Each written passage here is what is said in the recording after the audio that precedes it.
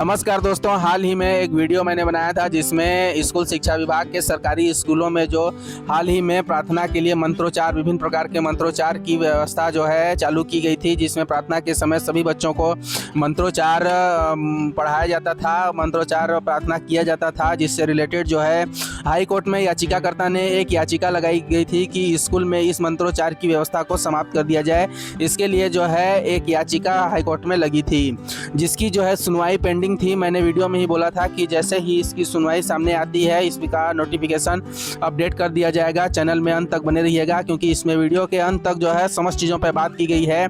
इसमें जो है याचिकाकर्ता खारिज कर दी गई है, लेकिन और इन बिंदुओं पर चर्चाएं हुई, क्या नियम लगाए गए और क्या नियम नहीं लगाए गए, सरकार के पक्ष में क्या फैसला दिया गया, आने वाले समय में मंत्रोच्चार जो है किस प्रकार से दिए जाएंगे, प्रार्थना में क्या ये व्यवस्था यथावत रहेंगी, समस्त चीज़ों पे बात करेंगे। यदि चैनल पे नए हैं या चैनल को सब्सक्राइब नहीं किया है तो चैनल को सब्सक्राइब जरूर कर दीजिएगा, क्योंकि इसमें टाइम टू टाइम सभी नोटिफिकेशन अपडेट किए ही जाते हैं। तो चलिए देखते हैं किस प्रकार की सुनवाई की गई है।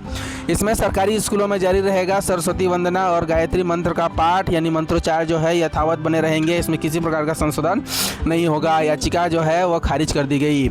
छत्तीसगढ़ के सरकारी स्कूलों में प्रार्थना के दौरान सरस्वती वंदना, गुरु मंत्र, गायत्री मंत्र, शांति मंत्र और भोजन मंत्र की अनिवार्यता को लेकर चल रहे विवाद पर हाई कोर्ट ने अपना निर्णय सुना दिया है।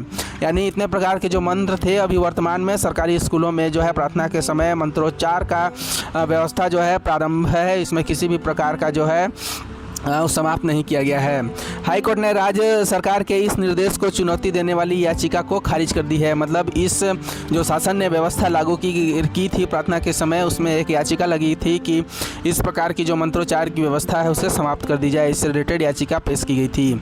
छत्तीसगढ़ के स्कूल शिक्षा विभाग द्वारा सरकारी विद्यालयों में प्रतिदिन प्रार्थना के दौरान सरस्वती वंदना और विभिन्न मंत्रों के वाचन को अनिवार्य किया गया था। इस निर्देश को याचिकाकर्ता जो है अब्दुल सलाम रिजवी व अन्य ने हाई कोर्ट में चुनौती दी थी। ये जो याचिकाकर्ता हैं, पिछली वीडियो में मैंने नाम उल्लेख नहीं किया था, लेकिन इसमें नाम सहित जो है न्यूज़ निकलकर सामने आ रहा है, इसीलिए नाम बताया जा रहा है। इन्होंने याचिका लगाई थी इस मंत्रोच्चार व्यवस्था को समाप्त करने के लिए, खारिज करने के लिए। याचिका में मांग की गई थी कि सरकार के इस आदेश को असंवैधानिक घोषित कर इसे तत्काल प्रभाव से निरस्त किया जाए और इसके क्रियान्वयन पर रोक लगाई जाए। मतलब जो ये व्यवस्था चल रही है, इस व्यवस्था को खारिज कर दिया जाए।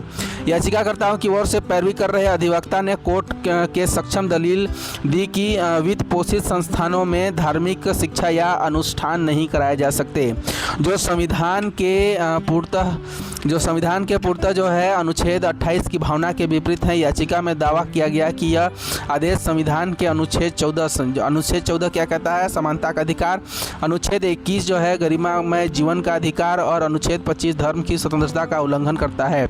याचिकाकर्ताओं का कहना था कि विद्यालय जो है वैज्ञानिक दृष्टिकोण के केंद्र होने चाहिए, न कि किसी विशेष धार्मिक परंपरा के प्रचार प्रसार के माध्यम होने चाहिए।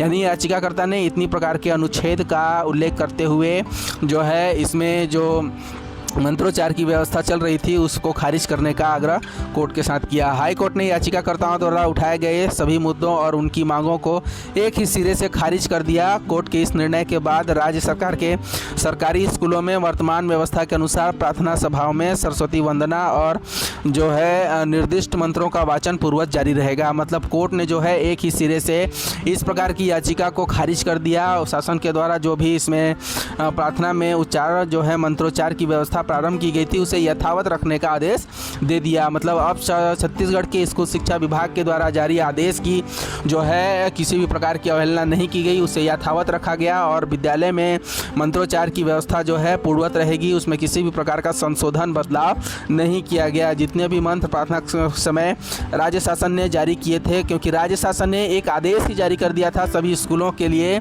उस आदेश में यह स्पष्ट था कि इतने प्रकार के जो मंत्र हैं, जैसे सरस्वती वंदना, गुरु मंत्र, गायत्री मंत्र, शांति मंत्र और भोजन मंत्र, इस प्रकार के जो मंत्र हैं वो स्कूलों में प्रार्थना के समय बच्चों से अवश्य कराया जाए। इस प्रकार की अनिवार्यता जो है सरकारी स्कूलों में दे दी गई थी। उसी की जो है याचिका हाई कोर्ट में लगी थी, लेकिन हाई कोर्ट ने एक ही सिरे से खारिज करते हुए शासन के आदेश को यथावत रखने का आदेश जारी किया और किसी भी प्रकार का बदलाव नहीं किया। यदि आप चैनल को सब्सक्राइब नहीं किए हैं तो चैनल को सब्सक्राइब जरूर कर दीजिएगा, क्योंकि इसमें सभी notification time to time update किए ही जाते हैं। तो मिलते हैं एक अच्छे से नए नोटिफिकेशन, विज्ञापन और एक अच्छी जानकारियों के साथ।